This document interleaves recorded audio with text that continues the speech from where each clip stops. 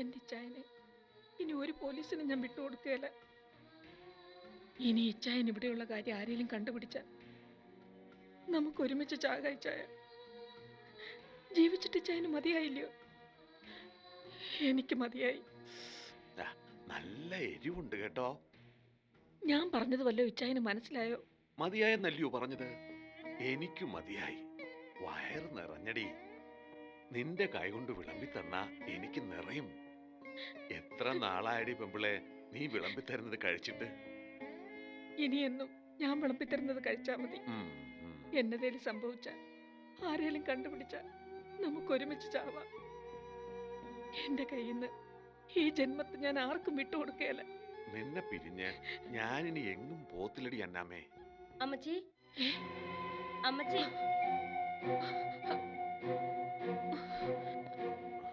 എന്നാത്തിനാ?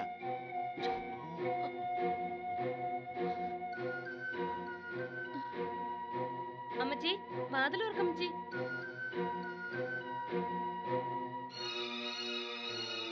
അമ്മച്ചി, വാതിലോർക്കമ്മച്ചി.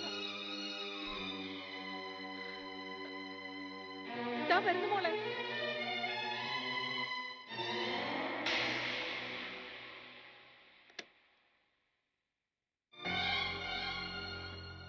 എന്നതാ മോളെ? ഇതെന്തോ അമ്മച്ചി പെട്ടെന്നൊരു ധ്യാനവും പ്രാർത്ഥനയൊക്കെ? മേരിക്കുട്ടിയെ പറഞ്ഞേ അമ്മച്ചി ഇനി മുറിയിന്ന് പുറത്തോട്ടിറങ്ങത്തില്ലെന്ന്. ആ, ഞാൻ ഇനി ഇങ്ങനെ മോളെ. ആർക്ക് വേണ്ടി ഞാൻ ഇനി ജീവിക്കുന്നേ? ആശകളൊക്കെ അസ്തമിച്ചു. ഒന്നുകിൽ മരിക്കും വരെ ഇങ്ങനെ ധ്യാനം കൂടിയിരിക്കും, ഇല്ലെങ്കിൽ നിനക്കും ബോബിന് ഒരു കൊച്ചു പിറക്കണം. അന്നേ ഞാൻ ഈ മുറിയിൽ നിന്ന് പുറത്തിറങ്ങി വരും. ആ, ഇനി ആരും എന്നെ ഇങ്ങോട്ട് വന്ന് ശല്യപ്പെടുത്തണ്ടെന്ന് മോള് ബോബനോട് മേരിക്കുട്ടിയോടും പറഞ്ഞേക്ക്. അമ്മച്ചി, ഞാൻ വല്ല തെറ്റും? എനിക്ക് പ്രാർത്ഥനയ്ക്കുള്ള സമയമായി. മോള് ചെല്ല്, മേരിക്കുട്ടി വിളമ്പി തരും. അല്ല, അമ്മച്ചി ഇങ്ങനെ അടച്ചുപൂട്ടിയിരുന്ന ഞാനും ബോബനും. ഒന്നുമില്ല, മോള് ചെന്നാട്ടെ.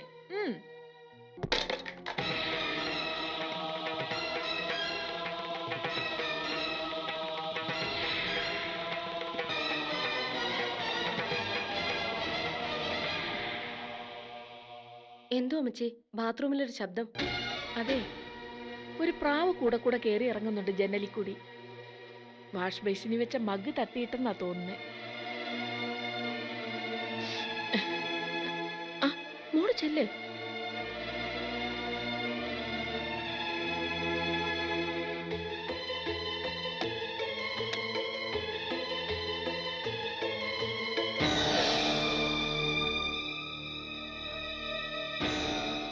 എന്നതാടി അന്നം?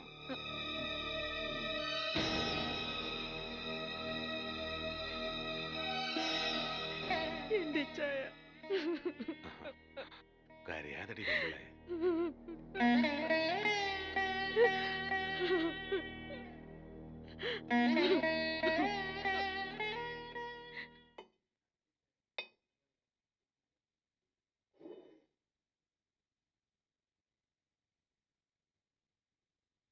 അമ്മച്ചി എന്താ ശരിക്കും മേരിക്കുട്ടിയോട് പറഞ്ഞേ? എന്നെ മുറിയിൽ കൊണ്ടുപോയി കഴിച്ചോളാന്നും പറഞ്ഞ് 5-6 അപ്പവും കറിയും എടുത്തോണ്ട് പോയി. ഇനി മുതൽ 3 നേരത്തെ ഭക്ഷണം മുറി കൊണ്ട് കൊടുക്കണമെന്നും പറഞ്ഞു. മേരിക്കുട്ടി എന്താ പറഞ്ഞേ? 5-6 അപ്പം എടുത്തോണ്ട് പോയെന്നോ? അതേ കുഞ്ഞെ. അമ്മച്ചി തടി കൂടുന്നെന്നും പറഞ്ഞ് 2 അപ്പത്തിൽ കൂടുതൽ കഴിക്കാറില്ല. എന്നിട്ടാണോ 5-6 അപ്പം എടുത്തോണ്ട് പോയത്? നീ ശരിക്കും കണ്ടിട്ട് തന്നെയാണോ ഈ പറയുന്നത്? അയ്യോ, അത് കുഞ്ഞെ, എന്നാ പിന്നെ എനിക്ക് തോന്നിയതായിരിക്കും. മേരിക്കുട്ടി, നിനക്ക് ഈയിടെയായി തോന്നലും ദൈവവിളിയൊക്കെ കൂടുതലാ.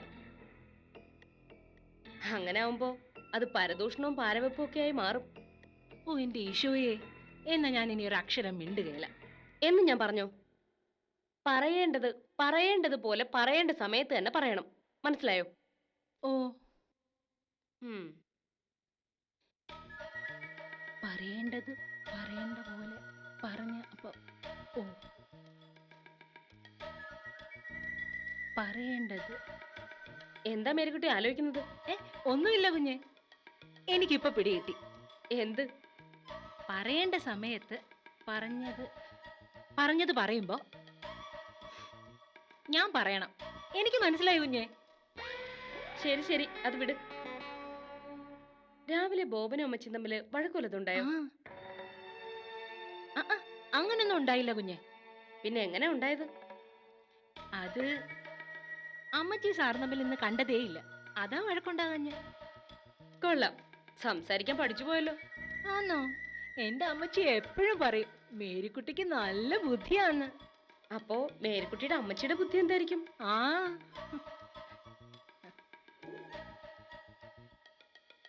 ആ, നീ ഏതായാലും കൂടെ കൂടെ അങ്ങോട്ട് ചെന്ന് അമ്മച്ചിയെ ബുദ്ധിമുട്ടിക്കാനൊന്നും പോണ്ട. അമ്മച്ചിക്ക് എന്തോ മനോവിഷമുണ്ട്. അതുകൊണ്ട് പ്രാർത്ഥനയും ധ്യാനമായിട്ട് മുറി തന്നെ കഴിയുമെന്നാ പറഞ്ഞ്. അമ്മച്ചിക്ക് അതാണ് സന്തോഷമെങ്കിൽ അത് തന്നെ നടക്കട്ടെ. മുറി തന്നെ നടക്കുന്നതാണോ അമ്മച്ചിക്ക് സന്തോഷം? പറയേണ്ടത് പറഞ്ഞത് പറയുമ്പോ ഞാൻ സമയത്ത് പറയണം. എനിക്കറിയാം കുഞ്ഞെ, എത്ര വേഗത്തിലാ ഞാൻ എല്ലാം പഠിച്ചേ അല്ലേ?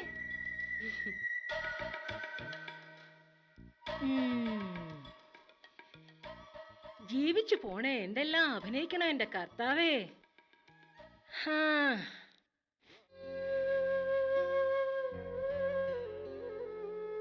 അന്നാമേ, അയ്യോ, എന്റെ പൊന്നിച്ചായ, ഒരു ശബ്ദം ഉണ്ടാക്കാതെ ഇതിനകത്ത് കഴിച്ചില്ലെങ്കിൽ ഒന്നേ നമ്മളെ പോലീസ് പിടിക്കും, അല്ലെങ്കിൽ നമ്മൾ രണ്ടാളും മരിക്കും. ബോബനും സെലീനയ്ക്കും എന്നതേലൊരു സംശയം ഉണ്ടായ പിന്നെ കണ്ണും കാത് ഈ മുറിയിൽ നിന്ന് വിട്ടു പോകുകയല്ല. ഇനി എന്റെ ഇച്ചായനെ നരകത്തിലേക്ക് തള്ളിവിടാൻ എനിക്ക് പറ്റത്തില്ല. അതുകൊണ്ടാ പറയുന്നത്. ഞാൻ പറയുന്നത് പോലെ കേട്ട് കഴിയുമോ ഇച്ചായൻ? ഒച്ച ഉണ്ടാക്കാതെ. നീ എന്നാ പറഞ്ഞാലും അതുപോലെ ഞാൻ നടക്കത്തുള്ളൂ. ആ, സെലീന നമ്മുടെ മോന്റെ ഭാര്യയാന്നോ? അതെ ഇച്ചായ. അപ്പോ ഇതിനു മുമ്പ് വേറെ ആരുണ്ടായിരുന്നല്ലോടി അവന്റെ ഭാര്യ? ഒന്ന് പതുക്കെ. ഓ, എത്ര ഭാര്യയുണ്ട് ബോബന്? എന്റെ കർത്താവേ, തലയ്ക്കകത്ത് ഓളം ഇപ്പോഴും മാറിയില്ലേ? ഇനി ഞാൻ എന്നാ ചെയ്യും എന്റെ മാതാവേ? സെലീന പോലീസ് അല്ലയോ? പിന്നല്ലാതെ. എന്റെ ഇച്ചായൻ ഇതൊക്കെ മറന്നുപോയോ? അപ്പോ അവള് വന്ന് എന്നെ വിലങ്ങ് വെച്ചോണ്ട് പോടി അന്നാമേ. അതിനവൾ ആദ്യം എന്നെ കൊല്ലണം, എന്നിട്ടേ ഇച്ചായനെ കൊണ്ടുപോകത്തുള്ളൂ. എന്റെ ഇച്ചായൻ ഒരു കാര്യം മാത്രം ചെയ്താൽ മതി. ഇവിടെ ഇരുന്ന് ഒച്ചത്തിൽ സംസാരിക്കരുത്. എടി പെമ്പിളെ, സംസാരിക്കാതിരുന്ന ചത്തുപോകത്തില്ലയോ? എന്റെ ഇച്ചായന് ഞാൻ രഹസ്യമായിട്ട് നല്ല ചികിത്സ തരും. ഇച്ചായ ശബ്ദം ഉണ്ടാക്കാതിരുന്ന ഒത്തിരി കാലം നമുക്ക് ഈ മുറിയിൽ തന്നെ കഴിയാം. ഇച്ചായൻ വാ, വന്ന് കിടക്ക്.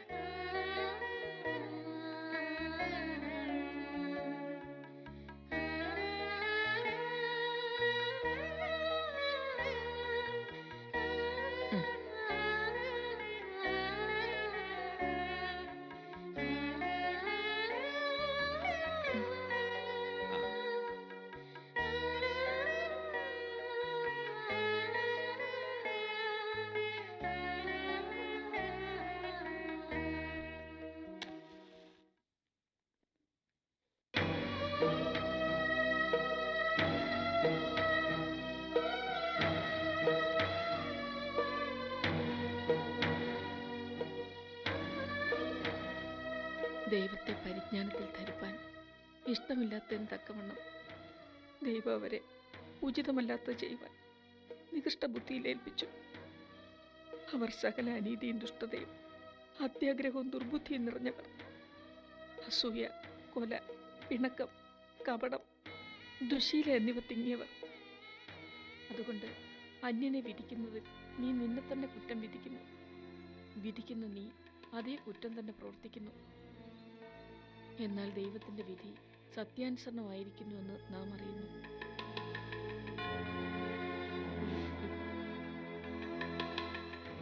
അതുതന്നെ പ്രവർത്തിക്കുന്ന മനുഷ്യൻ, നീ ദൈവത്തിന്റെ വിധിയിൽ നിന്നും തെറ്റി ഒഴിയുമെന്ന് നനയ്ക്കുന്നുവോ?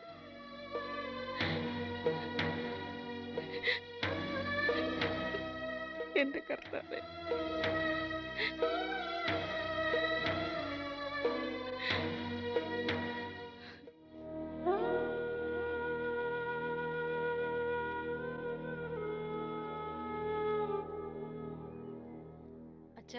ഞാൻ ഹോസ്പിറ്റലിൽ പോയിട്ട് നിക്ക് മോളെ നിക്ക്. അർജുനോട് പറഞ്ഞ് മൃദുല മോളുടെ കമ്പ്യൂട്ടർ ജാതകം ഉണ്ടാക്കിച്ചു. എൻ്റെ ഒരു അറിവ് വെച്ച് നോക്കിയപ്പോൾ 20 വയസ്സിന് ശേഷം മാറാരോഗങ്ങളും ദുരിതങ്ങളുമാണല്ലോ ഇത് കാണുന്നത്. ദാമ്പത്യ സുഖം തീരെയില്ല.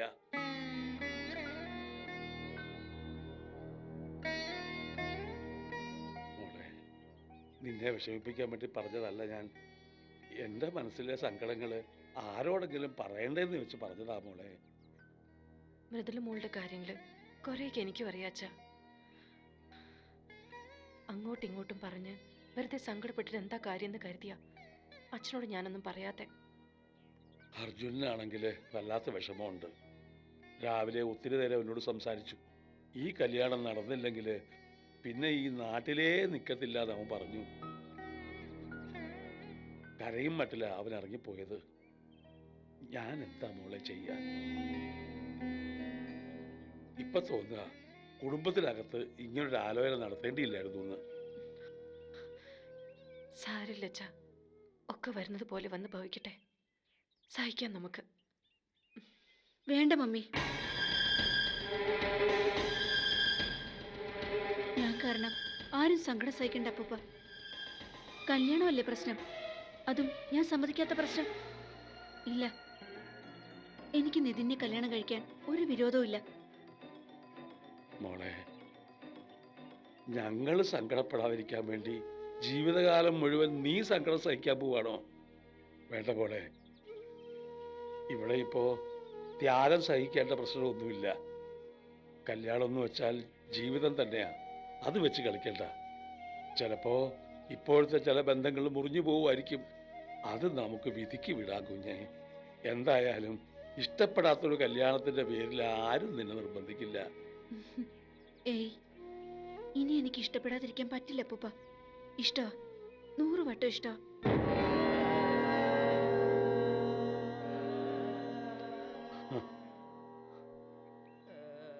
കുഞ്ഞിന്റെ മനസ്സില് എന്തോ ഒരു വിഷമമുണ്ടല്ലോ മോളെ. എനിക്കറിയില്ല അച്ഛാ. അവൾ അങ്ങനെ പറഞ്ഞ സ്ഥിതിക്ക് അച്ഛനോട്ടോട് സംസാരിച്ച് അച്ഛൻ കല്യാണ തീയതി തീരുമാനിച്ചു. എന്തായാലും അതങ്ങ് നടക്കട്ടെ.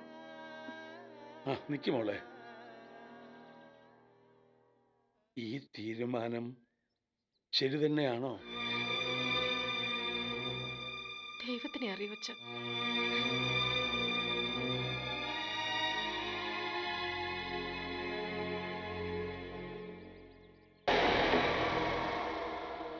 ഈ ഹോസ്പിറ്റലിൽ B16 വാർഡിൽ ഒരു സ്ത്രീ തലയ്ക്കടിയേറ്റ അബോധാവസ്ഥയിൽ കിടപ്പുണ്ട്. പേര് സോഫി. അവരെ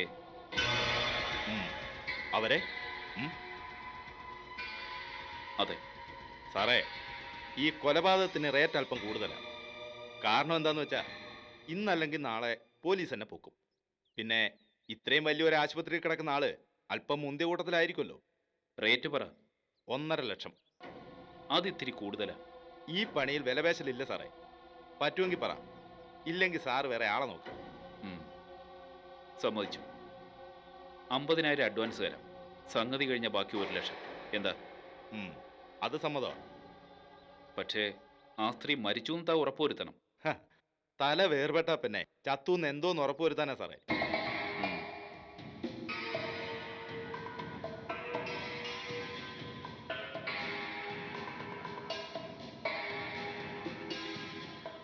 എണ്ണി നോക്കും. മണ്ടത്തരം പറയാതെ സാറേ. കുറവുണ്ടെങ്കിൽ ചെത്തിയാൻ ബാബു ഈ പണിക്ക് പോവില്ലല്ലോ. എണ്ണലൊക്കെ വീട്ടിൽ ചെന്നിട്ട്.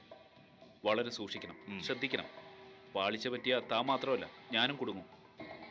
ചെത്തിയാൻ ഇനിയുള്ള കാലവും ഈ പണി തന്നെ ചെയ്യേണ്ടതല്ലേ സാറേ?